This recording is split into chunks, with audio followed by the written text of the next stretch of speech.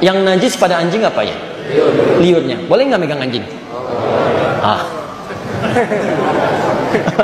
Awas, hati-hati. Kata Imam Malik, kalau megang anjingnya nggak apa-apa. Tapi kalau kena liurnya itu yang dicuci. Salah satunya menggunakan tanah. Tapi kata Imam Syafi'i, cerdas sih kata beliau.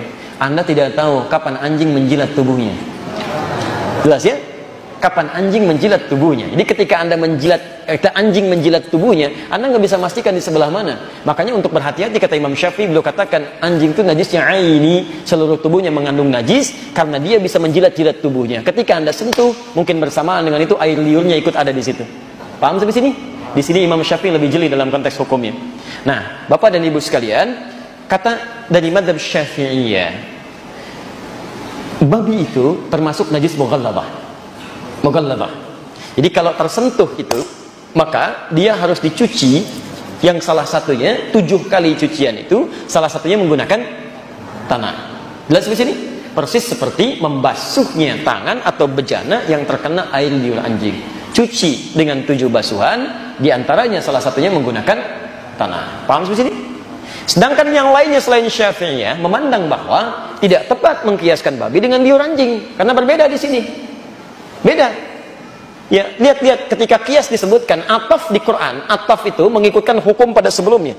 Atafnya babi di Quran tidak pernah diatafkan kepada anjing.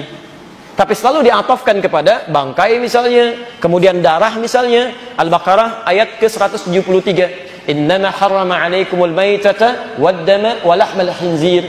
Ya, menggunakan diharamkan bagi kalian bangkai, darah. Lihat, darah tadi kan najis kan? Bangkai najis kan? Artinya kalau kita pegang kita bersihkan kan? Setelah itu Allah menyebutkan babi dengan huruf waw. Wawunya ma'iyah. Ma'iyah itu menyamakan hukum antara sebelum dengan setelahnya. Jadi yang setelahnya diikutkan pada hukum sebelumnya. Jadi kata dua ulama atau dua madhab yang menyebutkan babi tidak bisa dikiaskan dengan anjing, tapi dikiaskan pada najis lain yang tidak serupa dengan liur anjing.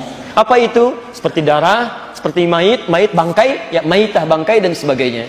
Jadi dari sini, kalau sekiranya ada orang menyentuh babi atau tersentuh dengan keadaan yang nggak bisa dihindari, cukup dia cuci saja yang merasakan bersih dari sisi cuciannya dengan menggunakan sabun tahara atau semisalnya, sehingga dipandang suci dalam keadaan dirinya.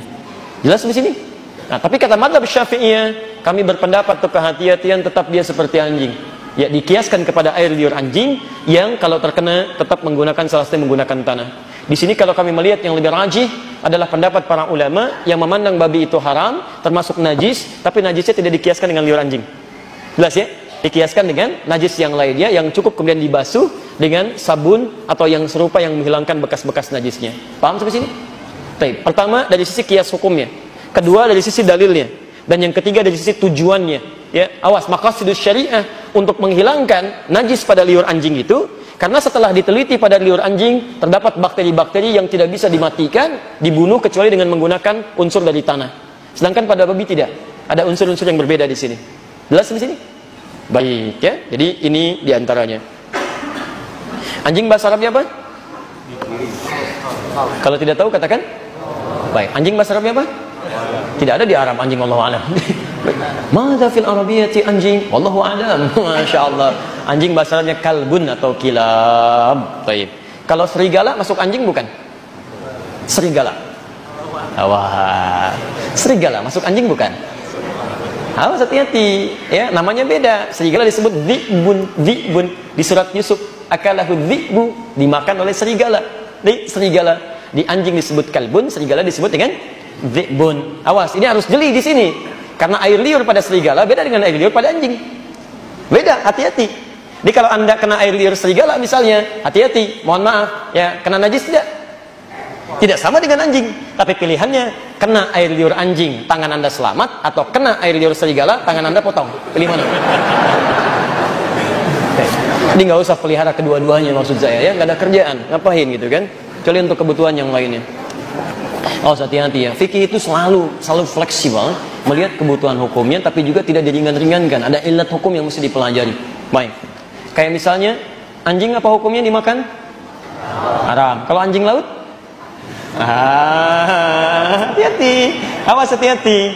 Awas, karena nanti kita akan lihat ada banyak hadis yang menyebutkan kan, al-bahru tahuru ma'uhu wal hillu maitatuhu. Yang segala yang di laut itu suci airnya dan halal bangkainya. Ya halal bangkai yang di laut. Jadi semua yang ada di laut itu halal. Babi apa hukumnya? Haram. Babi laut? Enggak ada. Jadi nggak usah nekat. Babi itu haram, bawa ke laut dulu aja. Masya Allah, dilempar ke laut. Ya. Begitu mati dia sate di situ, tidak, itu tetap haram, baik kan?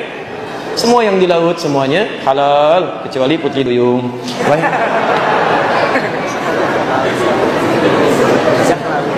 Ya.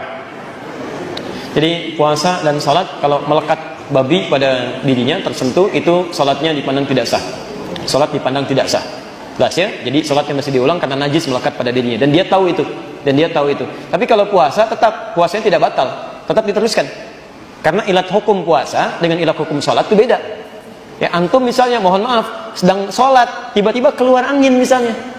Keluar, batal tidak? Batal. Sedang puasa keluar angin, batal nggak puasanya? Tidak, gitu ya. Beda. Jadi jangan sampai disamakan ilat hukum dengan suasana berbeda dengan hukum sama. Itu tidak.